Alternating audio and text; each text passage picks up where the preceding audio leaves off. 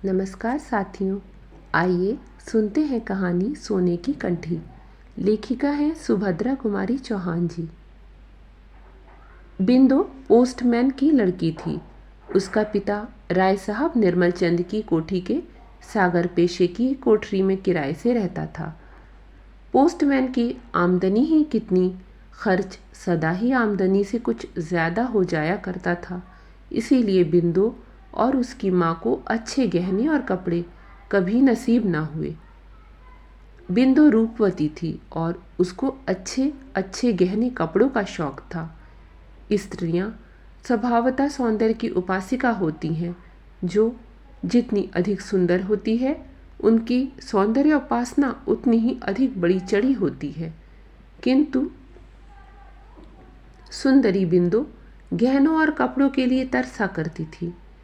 राय साहब की स्वजातीय होने के कारण कभी कभी तीज त्योहार या कामकाज होने पर कोठी से बिंदु की माँ के लिए बुलावा आता था और माँ के साथ बिंदु भी जाया करती थी। वहाँ राय साहब की लड़कियों को खूब सजी धजी देखकर उनके चमकते हुए हीरे मोती के गहने और दृष्टि को फिसला देने वाले रेशमी कपड़ों को देखते ही वह अधिक क्षुब्ध हो जाया करती। विशेषकर इसलिए और भी कि राय साहब की लड़कियां सुंदर ना थीं। गहने कपड़े उनके शरीर पर ऐसे जान पड़ते थे जैसे कि किसी ठूंठ के साथ लपेट दिए गए हों। बिंदु की राय थी कि अच्छे कपड़े और गहने पहनने का अधिकार उन्हीं को होना चाहिए जो सुंदर हों। कुरूप स्त्रियों का श्रृंगार तो श्रृंगार का उपहास और कला का अनादर है। राय साहब की लड़कियों से गहने कपड़े की प्रतियोगिता में हारकर बिंदु हताश न होती। घर लौटते ही वह शीशे में अपना सुंदर मुख देखकर मन ही मन उनके प्रति कहती, गहना कपड़ा पहनकर भी तो उनका काला मुंह गोरा नहीं हो जाता, बड़े बड़े दांत मोतियों सरीखे नहीं चमकते। फिर एकाएक वह दीर्घ निश्वास के साथ शीशे के सामने से दूर चली जाती, मानो यह सोचती कि विश्व के सारे सौंदर्य की वस्तुएं केवल उसी के लिए बनाई गई थीं, किंतु निर्माता की भूल से वह उससे दूर रख दी गई हैं। राय साहब की लड़कियों के पास तो वे सौंदर्यवर्धक वस्तुएं अनावश्यक ही हैं। उनसे उन लड़कियों के सौंदर्य की वृद्धि तो नहीं हो पाती, हाँ, उन वस्तुओं का सौंदर्य अवश्य घट जाता है। बिंदु को एक आशा थी। वह सोचती थी कि विवाह के बाद मुझे भी बहुत से गहने और कपड़े मिलेंगे, जैसे दूसरी विवाहिता लड़कियों को मिला करते हैं। उनके समान मैं भी अपने घर की मालकिन बनूंगी। मेरे वे भी बहुत सा रुपया लाकर मेरे हाथों में रख दिया करेंगे और तब मैं भी मनमाना खर्च करूंगी। बाजार में कोई अच्छा कपड़ा या गहना देखते ही वे मेरे लिए खरीद लाएंगे और मैं उसी अभिमान से पहनूंगी जैसे ये पहनती हैं। किसी के पूछने पर मैं ज़रा संकोच और सलज्ज भाव से कह दूंगी कि यह गहना या कपड़ा तो वे खुद अपनी पसंद से मेरे लिए खरीद कर लाए हैं। उसे विश्वास था कि जब विधाता ने उसे सुंदरता देने में इतनी उदारता की है, तब ये गहने कपड़े की इच्छा भी एक न एक दिन अवश्य पूरी होगी। वह उसी दिन की प्रतीक्षा बड़ी लगन से किया करती। धीरे धीरे बिंदु सयानी हुई और उसका विवाह हो गया, किंतु निर्धन की बेटी भला धनवान के घर कैसे ब्याही जाती। मित्रता, बैर और विवाह सगाई तो अपने बराबरी वालों में ही शोभा देते हैं। तात्पर्य यह है कि बिंदु के गहने कपड़ों की प्यास ज्यों की त्यों बनी रही। विवाह के समय कुछ गहने और कपड़े आए अवश्य थे, किंतु ससुराल पहुंचने के बाद ही वे एक एक करके किसी न किसी बहाने से ले लिए गए। बिंदु समझ गई कि वे गहने उसके नहीं हैं। बेचारी जी महसूस कर रह गई और करती भी क्या। बिंदु की ससुराल में खेती बाड़ी होती थी। परिवार बड़ा था। बिंदु की 2 जेठानियां थीं और एक अविवाहित देवर। 3 भाई तो खेती का काम मन लगाकर करते थे, किंतु बिंदु के पति जवाहर का मन खेती के कामों में ना लगता था। वह स्वभाव से ही कुछ शौकीन थे। उनकी गाने बजाने की तरफ विशेष रुचि थी। कुश्ती लड़ने और पहलवानी करने का भी शौक था। गठे हुए बदन पर सदा मलमल या तंजेब का कुर्ता रहता, घुंघराले बाल सदा किसी न किसी सुगंधित तेल से बसे रहते। स्वभाव में आत्माभिमान की मात्रा भी अधिक थी। वे कुछ ना कमाकर भी घर भर पर अपना रोब जमाते रहते। बिंदु कुछ पढ़ी लिखी होने के कारण उस देहात में आदर की वस्तु हो गई थी, विशेषकर उस समय अवश्य जब वह रामायण या महाभारत पढ़ती और गांव की अनेक स्त्रियां वहां एकत्र हो जाती। वे बिंदु की सास के भाग्य की सराहना करती और कहती, यह लक्ष्मी सी बहू तुम्हारे घर आई है, इसके कारण भगवान के दो बोल हम लोग भी सुन पाती हैं। बिंदु भी अपने इस देहाती जीवन से असंतुष्ट न थी। सास उसका आदर करती थी, जेठानियां उसे काम न करने देती। इसके अतिरिक्त जवाहर उसे प्यार भी बहुत करता था। उसी घर में लड़ाई झगड़ा होने पर कई बार ऐसे मौके आए कि उसके जेठ अपनी स्त्रियों पर हाथ चला बैठे, किंतु जवाहर बिंदु से कभी एक कड़ी बात भी न करता। वह हर तरह से अपने देहाती ढंग से ही सही उसे संतुष्ट रखने का प्रयत्न करता। बिंदु भी अब सुखी थी। उसे गहने कपड़े की याद न आती थी। वैसे तो देहात में अच्छे गहने कपड़े पहनता ही कौन है, फिर भी सबके बीच में बिंदु ही बिंदु दिख पड़ती थी। बिंदु सबसे अधिक सुंदरी तो थी ही, साथ ही पति की तरह वह सबसे अच्छे कपड़े भी पहना करती थी। मना करने पर भी वह जेठानियों के साथ काम करती और सास को नियम से रोज रामायण सुना देती। रात को अलाव के पास बैठती, जहाँ गांव की अनेक युवतियाँ, वृद्धाएं, युवक और प्रौढ़ सभी इकट्ठे होते। फिर बहुत रात तक कभी कहानी होती, कभी पहेलियाँ बुझाई जाती। वहाँ दिन भर के परिश्रम के बाद सब लोग कुछ घंटे निश्चिंत होकर बैठते। उस समय कहानी और पहेली के अतिरिक्त किसी को कोई चिंता भी ना रहती थी। सवेरे नदी का नहाना भी कम आनंद देने वाला ना रहता। बूढ़ी, युवती, बहू, बेटी सब इकट्ठी होकर नहाने जाती। रास्ते में हंसी मखौल और तरह तरह की बातें होती। बिंदु भी उनके साथ जाती।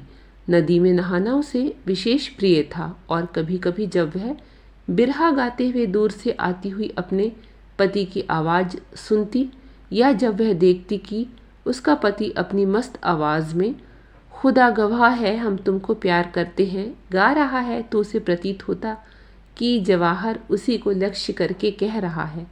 तात्पर्य यह कि बिंदु पूर्ण सुखी थी। अब उसकी कोई और इच्छा ना थी। एक बार बिंदु की माँ बीमार पड़ी। माँ की सेवा करने के लिए बिंदु को लगातार 4-5 महीने नैहर में रहना पड़ा।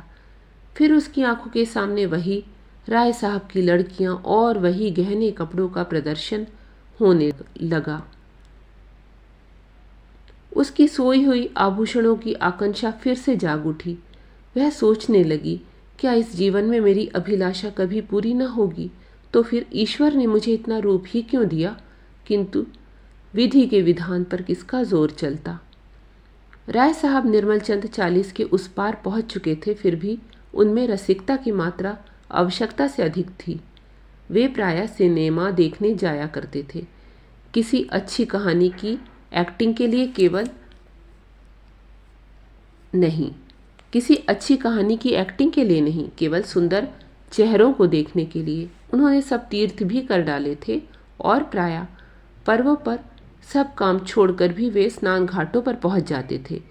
किसी प्रकार के पुण्य लाभ की उन्हें इच्छा रहती थी या नहीं, यह तो ईश्वर जाने, किंतु स्नान करती हुई युवतियों के अंग प्रत्यंग की ताक झाक की उत्कट इच्छा उनके चेहरे पर कोई भी साफ देख सकता था।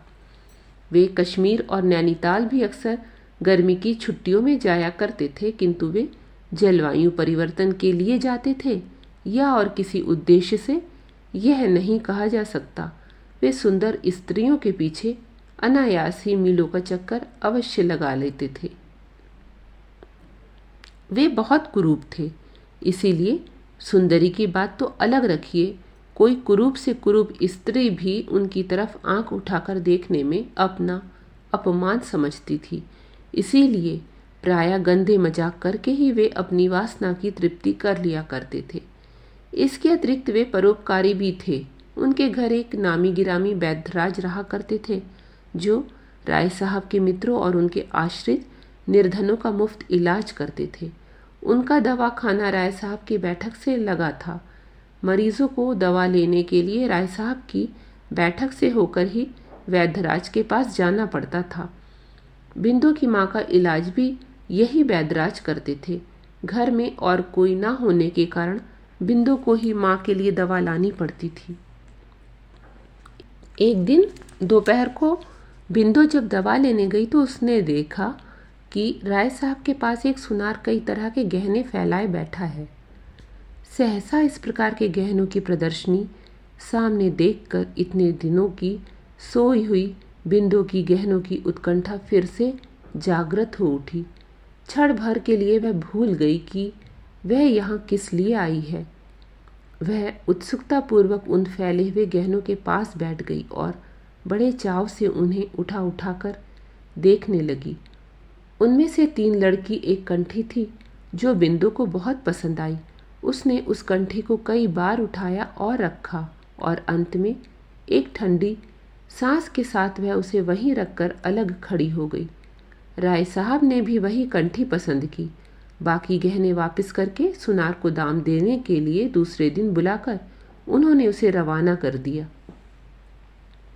यद्यपि बिंदु की उम्र की राय साहब की लड़कियां थीं, फिर भी बिंदु उनकी कुदृष्टि से बची न रही।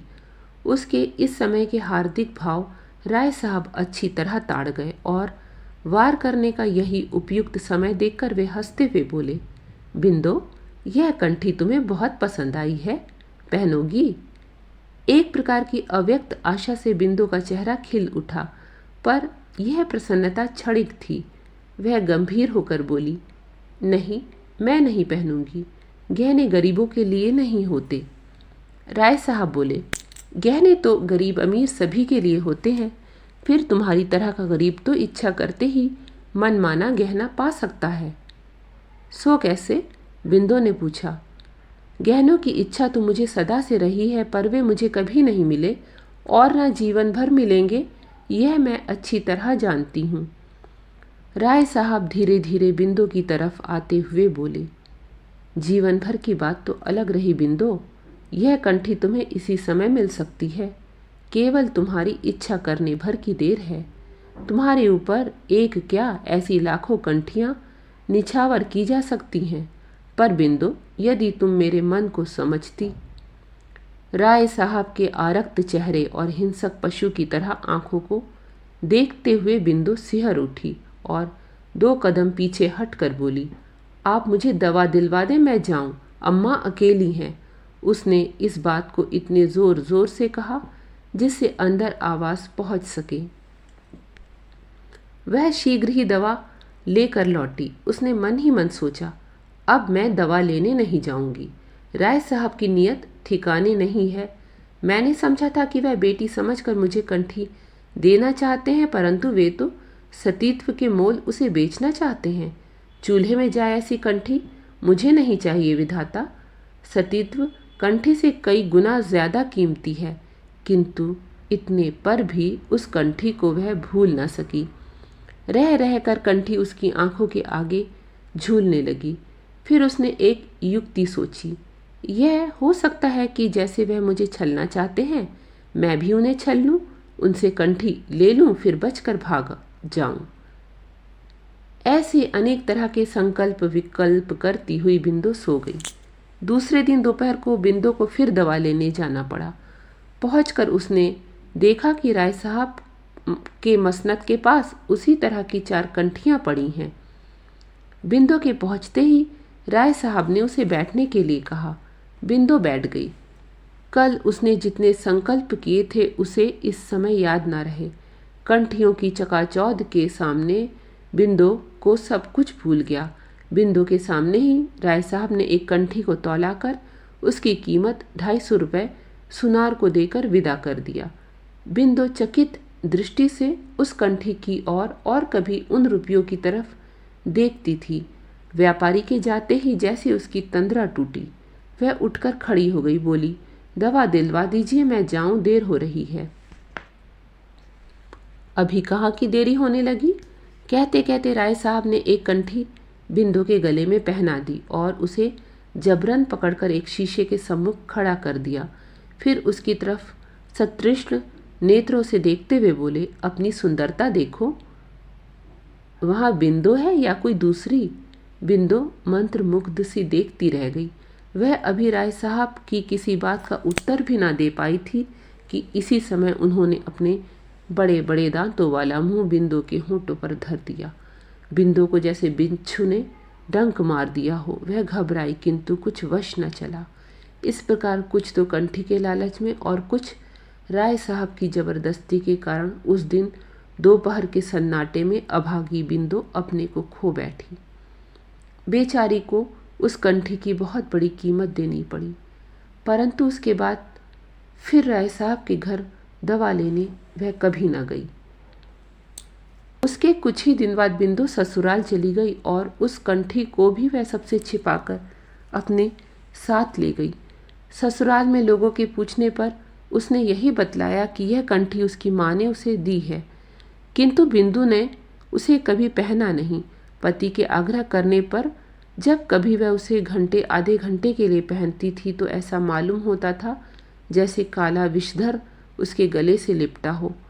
कंठी को देखते ही प्रसन्न होने के बदले वह सदा उदास हो जाती थी। बिंदु के पति और जेठों में अनबन हो गई। भाई भाई अलग हो गए।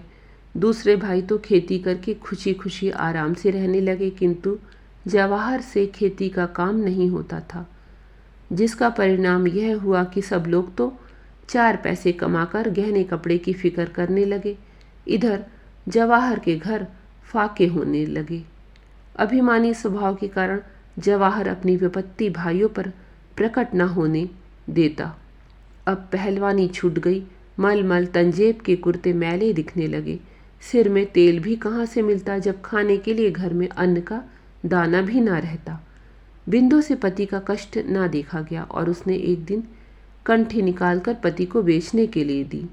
जवाहर बड़ी प्रसन्नता से कंठी लेकर सराफे की ओर गया, पर थोड़ी ही देर बाद उसने लौटकर निराशा से कहा, यह तो मुलम्मे की है। बिंदु यह सुनकर सर थाम कर बैठ गई, मानो उस पर वज्र गिर पड़ा। ये थी कहानी सोने की कंठी। अगर प्रस्तुति पसंद आई हो तो लाइक कर दीजिएगा।